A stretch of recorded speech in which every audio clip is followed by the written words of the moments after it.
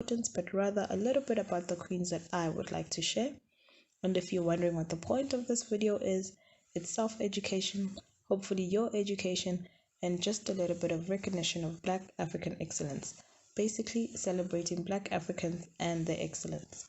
With that said, let's get started with the list. At number 5 is Queen Tiye of Egypt. Queen Tiye was born in 1398 and became the Queen of Egypt of the 18th dynasty. She was wife of the pharaoh Amenhotep III, mother of Akhenaten, and grandmother of Tutankhamun. Queen Tiye was noted to have significant influence by virtue of her husband and son, and was involved in inter-country relations in her dealings with foreign rulers who had great admiration for her. She, unlike previous queens, presided at festivals and directed domestic and foreign policy, and was further reported to having a lot more power than other queens of Egypt that came before her.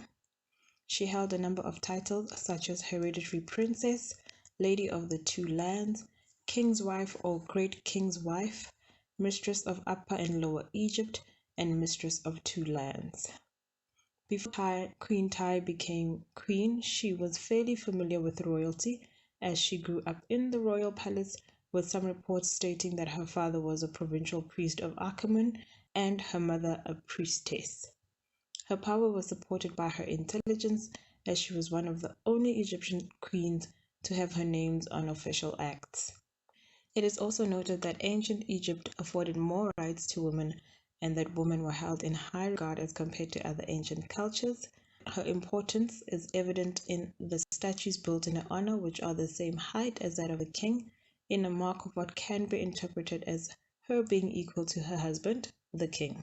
Queen Tiye had a grand palace built for her at Malkata by her husband, the king Amenhotep III. This is also where they lived and raised their 6 children, of which 2 were boys and 4 were girls.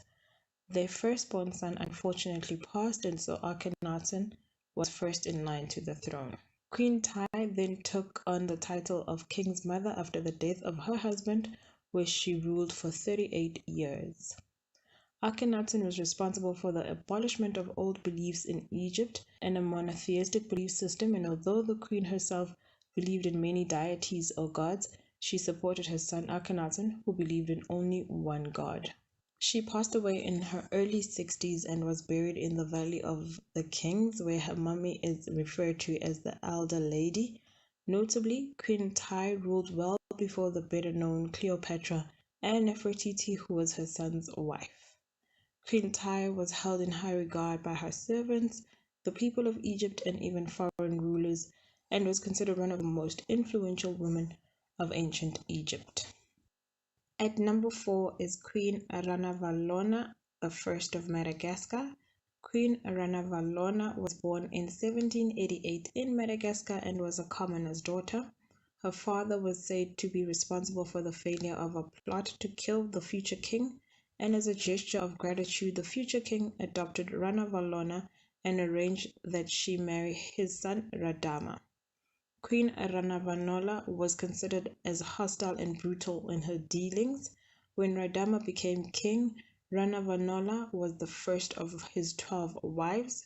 She, however, did not have any children, making the king's nephew, Prince Rakatobe, next in line to the throne. Being the first wife to the king, Queen Ranavalola's children, regardless of who their biological father was, would be considered the late King Radama's children according to the Malagasy traditions, making the firstborn male next in line to the throne. Queen Ranavalona subscribed to the traditional Marina or the tribal way of life, and she managed to garner enough support from traditionalists, including the military, to successfully hold down the palace a few days into the King Radama's passing, and then assuming the role of queen on the 12th of June 1829. She swiftly eliminated any competition to the throne by ordering the killing of Prince Rakatobe, his mother, and a number of his relatives too. She promoted her traditional beliefs by overturning most of her late husband's policies and procedures to kick out missionaries in Madagascar. She stopped trade agreements with France and England and successfully fought the French Navy.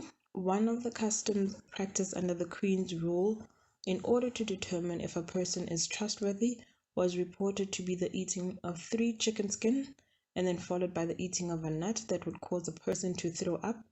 And if the person did not throw up all 3 skins, they were deemed untrustworthy. She was also reported to have ordered the placing of European heads on pikes as a warning to their countrymen of what could become of them should they challenge her.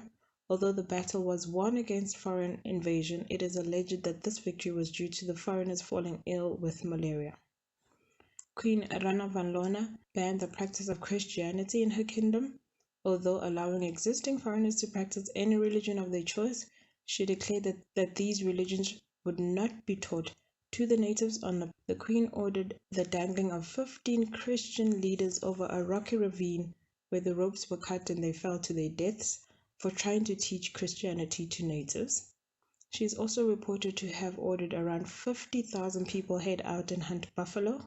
While hunting, these people would have to build roads with very little supplies, which resulted in about 10,000 people dying from hunger and exhaustion during a 4-month hunt that resulted in 0 buffalo being killed. Queen Ranavalona later had a son named Rakota, who was against his mother's practices and attempted to take her life on a number of occasions, albeit in vain as they were all unsuccessful. He went on to become king as per traditional customs in 1861. Despite Queen Ranavalona being regarded as cruel, brutal, and even mad, she is lauded for retaining the country's heritage and culture and defending the island from colonialists who were after the country's natural resources. In a testament to her brutality, it is reported that a barrel filled with gunpowder was accidentally ignited at her funeral, resulting in a number of people losing their lives. At number 3 is Queen Nzinga. Queen Nzinga was born in Cabasa, the capital kingdom of Ndongo, what is today Angola, in 1581, and she is also known as Ana de Sousa Nzinga. Queen Nzinga was born into royalty, with her father being the king of Cabasa, who, when Lisbon ordered that Ndongo be subjected and captured in 1571, he countered the expansion of European territory into Ndongo and banned European missionaries, which resulted in a 4-decade-long war of resistance. With Queen Nzinga being born a decade into the war, she knew nothing but conflict and went on to become an Amazon, which can be defined as a tall, strong, and often masculine woman, and a warrior. She is said to have dressed up in men's clothing and was considered the best politician in the country. This, however, did not sit well with her brother, who assumed the throne after the passing of their father, King Ngola Karenzi, and he is reported to have killed the queen's only son and sterilized her. In spite of this, the Queen still agreed to assist her brother on the back of a number of defeats to the Portuguese in order to keep her people from becoming slaves. There are varying reports regarding how she became queen, with one stating that due to her being able to speak Portuguese, she was sent to negotiate a treaty with the Portuguese, and on her return, she imprisoned her brother and took over the throne, and another reporting that she became queen when her brother, the king, passed. His passing was considered suspicious and was thought to have been orchestrated by the Portuguese so that they could use her as a puppet. As Queen Nzinga aimed to end the war between the native Ndongo people and the Portuguese. She wanted Ndongo to get diplomatic recognition as well as to establish a trading relationship with Europe. Queen Nzinga was strategic in her dealings as well as inconsistent, where she forged an alliance with the Dutch slave traders. She overcame some local resistance for women leaders, particularly from the Mbande tribe, and recruited Mbande runaway slaves as soldiers to fight off local resistance as well as European invasions. She, in contrast, allowed missionaries back into Ndongo after she was baptized Donna Ana de Sousa and supported slave trade, a move that seemingly went against her resistance of European expansion and invasion. In 1623, she abandoned her Christian beliefs and reverted back to native traditional beliefs. This was when she joined forces with the Janga warriors from the southern Kwanza River plateaus. She offered refuge to all Portuguese runaway slaves and Kimbares, or African soldiers who received training from the Portuguese. She incited recruits with the promise of land as reward. Queen Nzinga managed to gain a sizable army and arsenal of weapons and had convinced a number of chiefs to rebel against the Portuguese as well. She received a warning that a war would follow her failure to return the soldiers enslaved, but she blatantly refused, which eventually led to the guerrilla war that led to Queen Nzinga being dethroned and replaced with a puppet ruler. In 1629, Queen Nzinga went into exile and gathered her power as a Tabanza, a title reserved for powerful women in the Janga tribe, by marrying the Janga chief, but ended the ritual marriage when the Janga allied with the Portuguese, who invaded and destroyed the capital Cabasa. She moved to Matamba, that had women rulers in the past and was the main slave trade state in the region.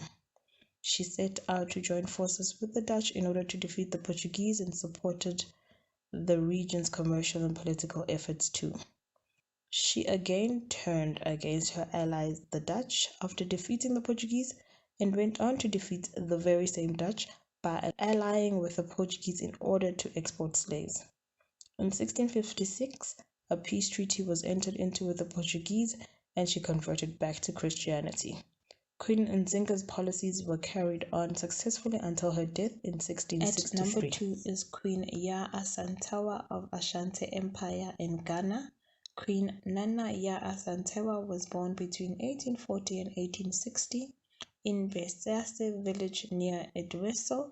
She was born into the Asona matrilineal royal clan of Edweso in the Ashanti region of Ghana and was the firstborn of 2 children, herself and her brother Afrain Panin, who became the chief of the Edweso.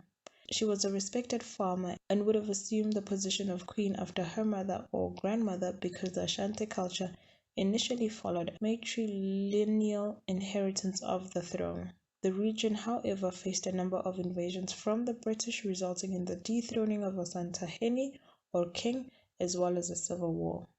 Queen Yaa Asantewaa became Queen Mother in 1880 and had the honor of being the gatekeeper of the Golden Stool. The Golden Stool was a significant emblem of the Ashanti people that represented the Kingdom of Ashanti, its cultural system, and the Ashanti power. She also married one of the 7 kings of Asante's grandson, further solidifying her royal standing. The Queen Mother is chosen to be the mother of a reigning king, but it should be noted that the Queen Mother is usually the biological mother or grandmother of the reigning king, and is responsible for naming candidates who would be suitable to take over the throne or chiefdom. She is the main advisor to the king, which is the second highest position within the empire. In the role of advisor to the king, the Queen Mother would assist in the drafting of policies and even assume the role of leader should there be a period of a king's absence or should the next in line be too young to become king. In 1896, Queen of Ashanti Asanteni Prempeh I and his grandson Kofi Tene were exiled to the Seychelles by the British in an attempt to get the Golden Stool. This was preceded by the Ashanti People's Rebellion. It is during this time that Asantewaa organized her troops and elevated to the position of commander-in-chief of the Ashanti army.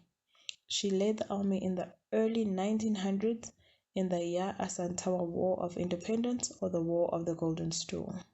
The fighting was started due to a British representative sitting on the Golden Stool, a gesture that was regarded as insulting to the Ashanti people. The conflict resulted in over 1,000 British and 2,000 African soldiers losing their lives.